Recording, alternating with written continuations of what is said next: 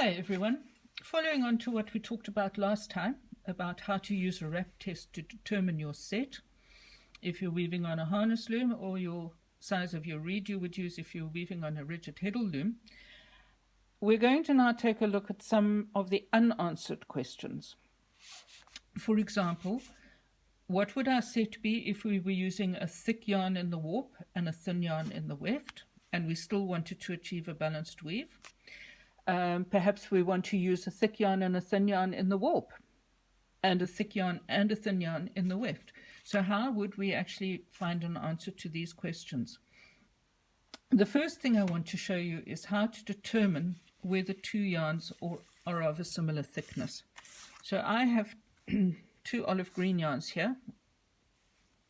One is obviously thinner than the other. And I'm just going to move those out of the way so that we get a clear view of what I'm doing.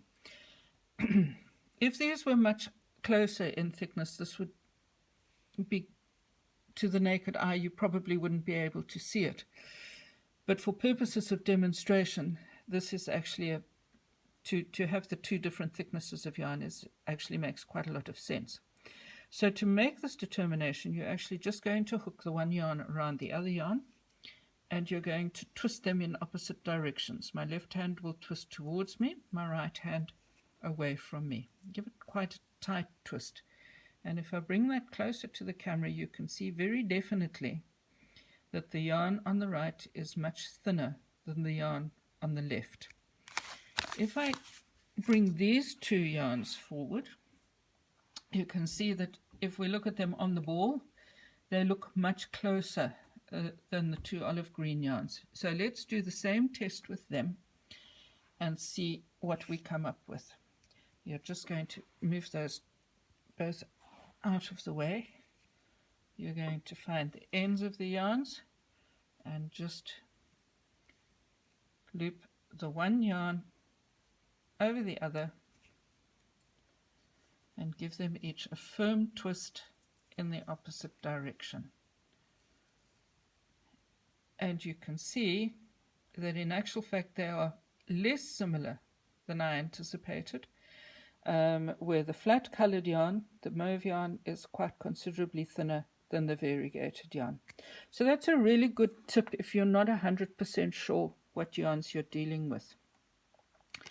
Our next possibility is that we're going to use a really thick yarn in either the warp or the weft, and a really thin yarn in either the warp or the weft. It doesn't matter which way it goes because the calculation is exactly the same.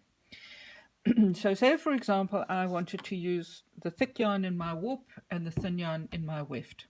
The way to calculate what your what your set would be to do a wrap test for each of them.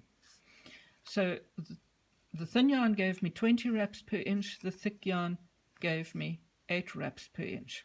If I calculated my set on that, it would mean that I had a 10 dpi set for the thin yarn and a 4 dpi set for the thick yarn.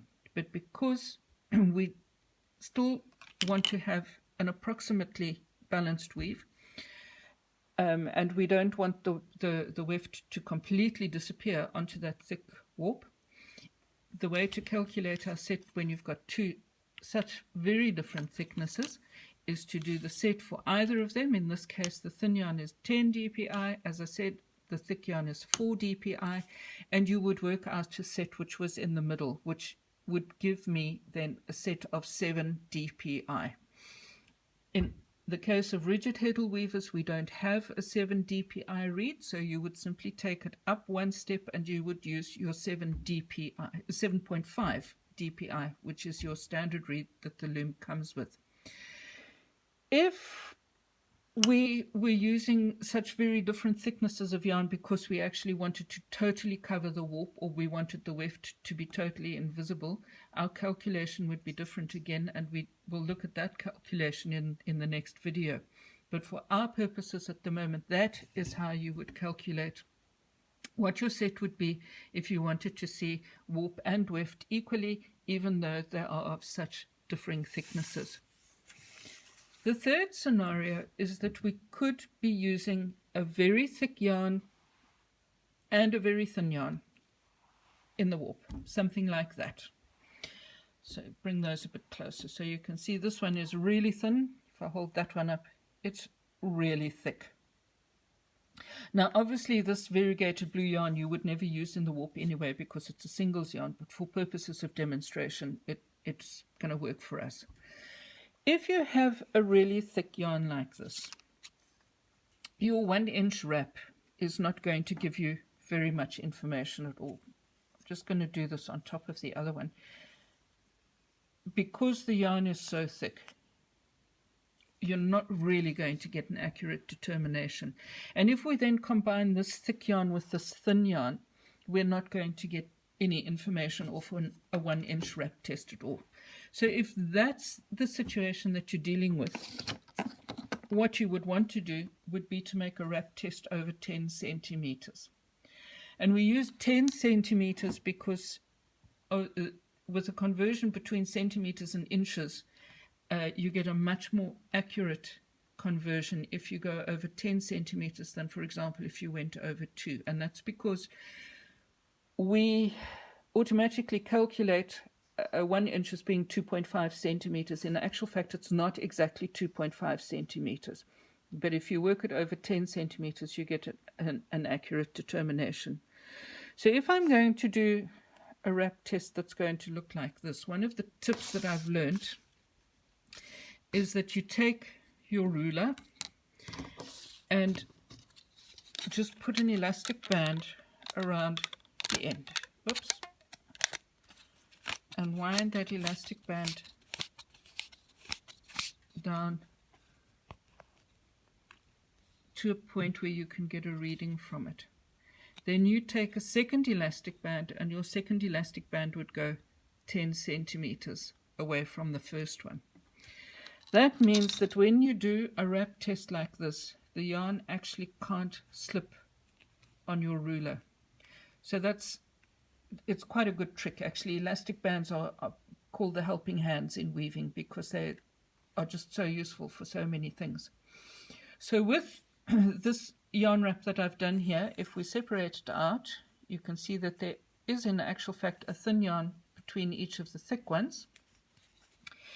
If we take the wrap test on my 10 centimeter wrap and we count it, it's 2, 4, 6. It actually gives us 22. I'm not going to take you through the process. I have 22 thick wraps plus 22 thin wraps. So I actually have 44 wraps on there, but don't panic because it is over 10 centimeters. So immediately I'm going to divide it in half, divide it by 4, which will give me 11.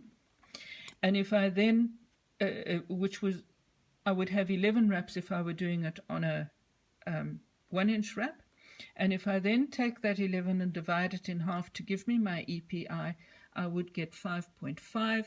So we round it off again, and my EPI for this particular thick and thin wrap would then be 5. So we would use the 5-dent reed, or if you're working on a harness loom, you would slay at 5 EPI in your reed.